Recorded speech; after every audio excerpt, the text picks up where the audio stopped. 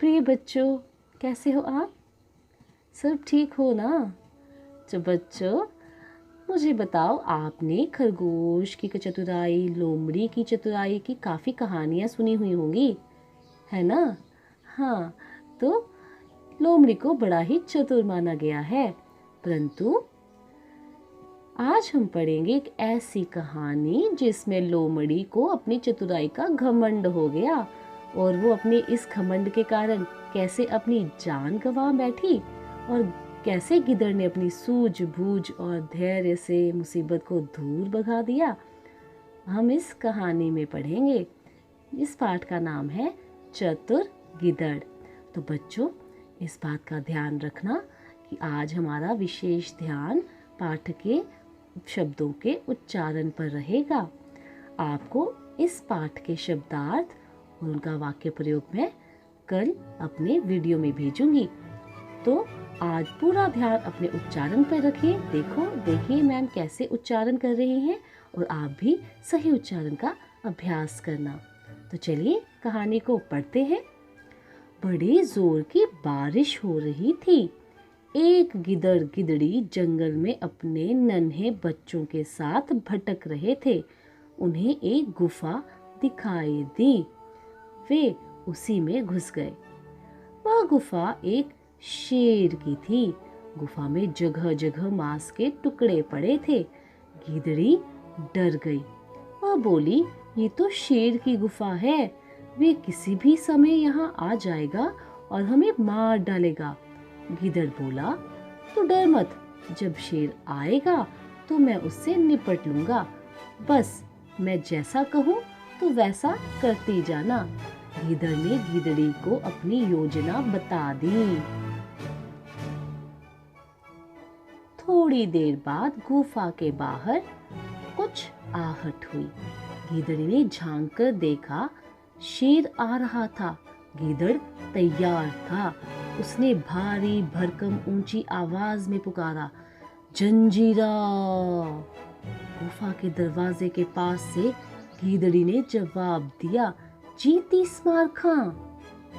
शेर ने सुना तो रुक गया।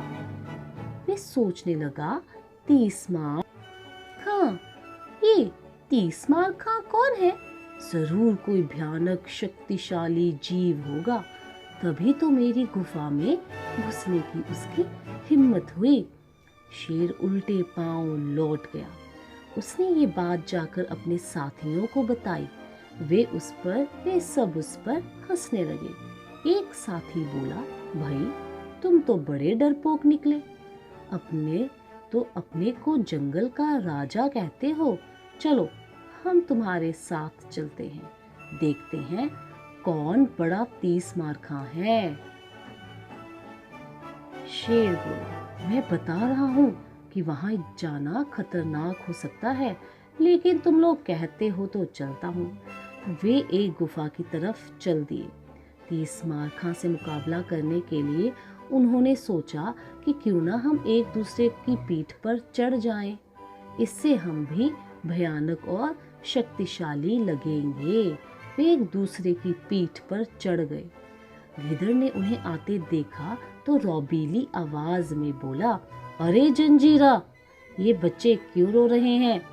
गिद्दड़ी बोली, बच्चे भूखे हैं, ये शेर का मांस मांग रहे हैं। गिद्दड़ ने कहा, सुबह ही तो मैं एक शेर मारकर लाया था। गिद्दड़ी बोली, 30 मार खां जी, बच्चों को शेर का ताजा मांस चाहिए। मुझे शेर की गंध आ रही है। आप बाहर जाकर जल्दी से शेर मारकर लाइए। मैं अभी जाता हूँ, गिद्दड़ बोला। सबसे नीचे खड़े शेर ने गिद्दड़ गिद्दड़ी की बात सुनी तो उसके पसीने छूट गए। वह जो दुम दबाकर भागा तो उसके ऊपर खड़े शेर भी धड़ाम धड़ाम करते नीचे आ गिरे। वे भी गिरते पड़ते जान बचाकर भागे। रास्ते में एक लोमड़ी ने उन्हें भागते देखा तो पूछा, क्या बात है, आप लोग इस तरह घबराकर क्यों भाग रहे हैं? शेर रुककर हाँफते हाँफते बोला, मेरी गुफा में किसी तीसमारखा नाम के भयंकर जानवर ने कब्जा कर लिया है। वह बड़ा शक्तिशाली है। वह तो हमें मारकर खाने वाला था। बड़ी मुश्किल से हम किसी तरह जान बचाकर भागे हैं। भयानक जानवर, तीसमारखा? अरे आपसे शक्तिशाली और कौन हो सकता है? आप बेकार ही डर रहे हैं। मेरे साथ चलिए, मैं देखती हूँ कि कौन तीसमारखा है। लोमड़ी बोली। ना भाई ना, मैं नहीं जाऊंगा। इतनी मुश्किल से तो जान बची है, और तुम्हारा क्या भरोसा, मुसीबत आते ही भाग गई तो? शेर बोला। लोमड़ी ने कहा, आप इतना क्यों डर रहे हैं? मुझ पर भरोसा नहीं है तो हम एक दूसरे को रस्सी से बांध लेते हैं, फिर तो मेरे भागने का कोई खतरा नहीं होगा। शेर ने कहा, हाँ ये ठीक रहेगा। लोमड़ी ने मजबूत रस्सी के एक सिरे से शेर को और दूसरे से खुद को बांध लिया और चल दिए गुफा की तरफ। लोमड़ी आगे आगे, शेर पीछे पीछे। गिदड़ ने उन्हें आते देखा तो मुस्कुराने लगा। उनके गुफा के पास आते ही गिदड़ चिल्लाकर बोला, लोमड़ी की बच्ची, मैंने तुझे 2 शेर लाने को कहा था, तू ये मरियल सा एक ही शेर लेके आई है।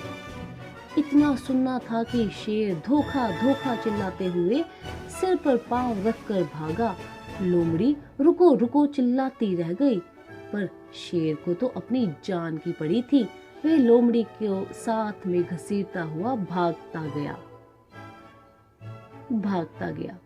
झाड़ियों और पत्थरों से टकरा टकरा कर बेचारी लोमड़ी की जान निकल गई।